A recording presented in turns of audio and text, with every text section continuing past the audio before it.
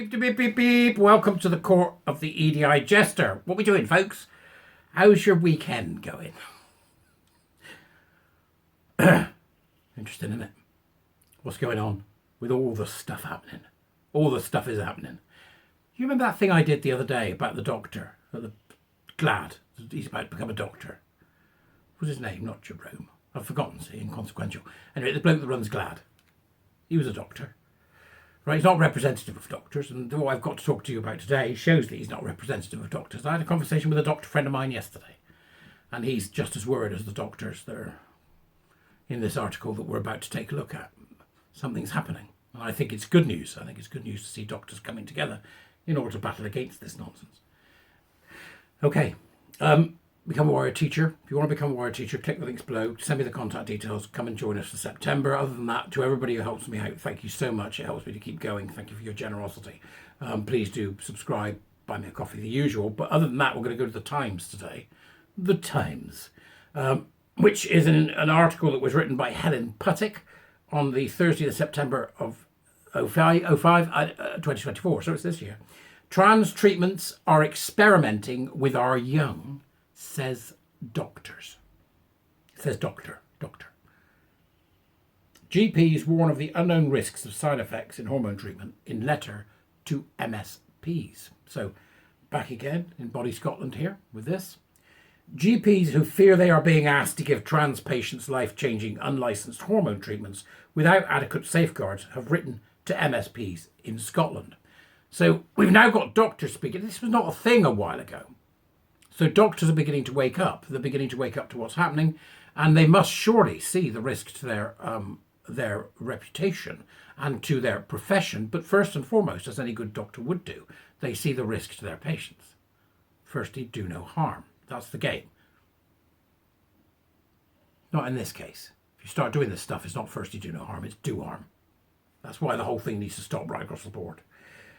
These doctors have said patients are being discharged from Scottish gender clinics into their care without clear guidance on how they should be looked after and monitored. They warn that the side effects they are encountering among patients taking cross-sex hormones are not being consistently recorded to help build a comprehensive picture of the risks. 'Twas ever thus, wasn't it? If you talk to a detransitioner or somebody who's been through this particular meat grinder, you'll discover that the follow-up was practically nil. That the follow-up was not enough for us to gain any idea of the damage that was being caused by giving people cross-sex hormones.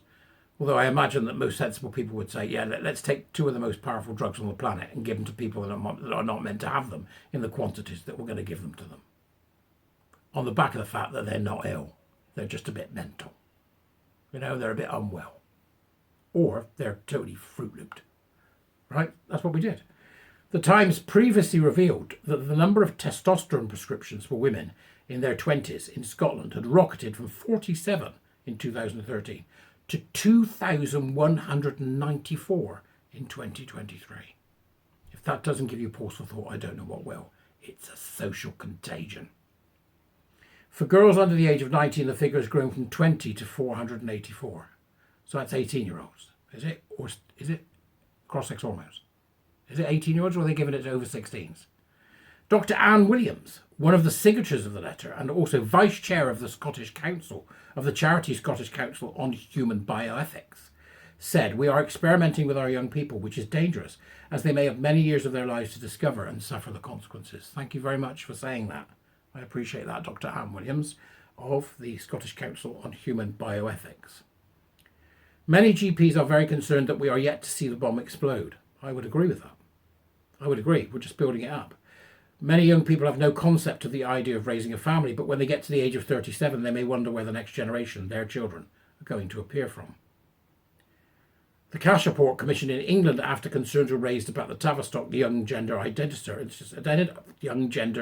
Service found there was a lack of robust medical evidence behind hormone therapy such as testosterone for trans patients and recommended extreme caution when issuing prescriptions. At this point in the game, you don't need any evidence. We don't need evidence, just stop it. If we had a Prime Minister with any gall, that's what he'd do. You know, go queer harmer, get up there and go, you know what, this old trans thing, it's a dumpster fire, isn't it?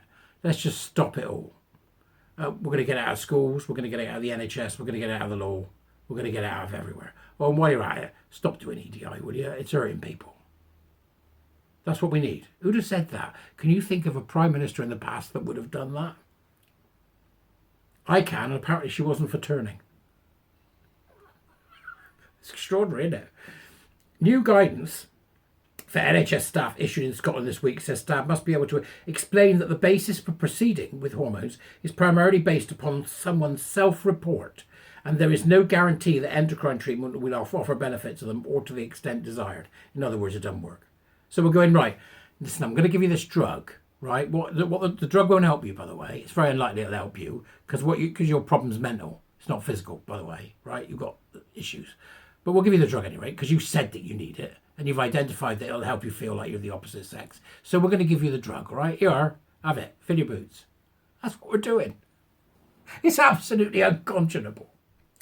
There is uncertainty about the long-term effects of cross-hormone therapy, but the most common risks include blood clots, abnormal levels of fat in the blood, gallstones and infertility.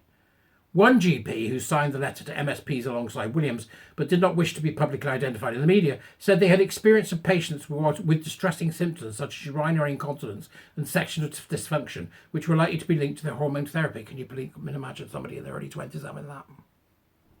You know the women go into menopause, right? The young women go into menopause. That's what it causes. Then they'll end up with male pattern baldness and they'll still be a woman. They'll end up with a beard, they'll still be a woman. They'll end up with hairy everything, they'll still be a woman. The doctor added, GPs are being asked to prescribe without any GP-specific protocol detailing how often to take bloods and what adverse effects to monitor for. These people are making themselves ill by IDing as something they're not because they're already mentally ill with comorbidities, and then they're expecting the taxpayer to pick up the bill when they're medically experimented on, but with their permission. This is insane. Look, go and read the article. It's a good article. We're past a certain point. I get the feeling we're past a certain point. I can't help but think we don't need it anymore. We just want to stop it. Right, I'm sick to death of the arguments now because we keep seeing them being made, the same arguments over and over again on wherever it may be, Facebook or, around at dinner tables with friends.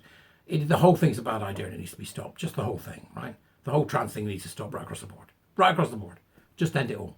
Gender identity needs to be eradicated. Until we get this all out, until we get it all out of our culture, nothing is going to change. These people are going to continue to bleat about inclusivity and equity.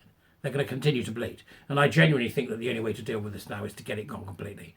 But I'll be interested to hear what you've got to say, as always, in the comments. I'm more than happy to read what you have to say. And just so people know, if you put something down, I'll put a thumbs up and a heart because you commented, not because I agree with you. Because you commented, right? If you want to put nasty things, I'll just delete your comment. And YouTube seems to do a very good job of keeping nasty things out lately, and also some relevant comments. It's a shame, but it's the way it goes. If you want to get my stuff without adverts, go and subscribe to my Substack. It's $2.50 a month at the moment. Then you can get me without adverts. Otherwise, YouTube is where it's at for you. Links in the doobers as usual. I'll see you soon. Thanks very much for listening, and have a grand day. Bye!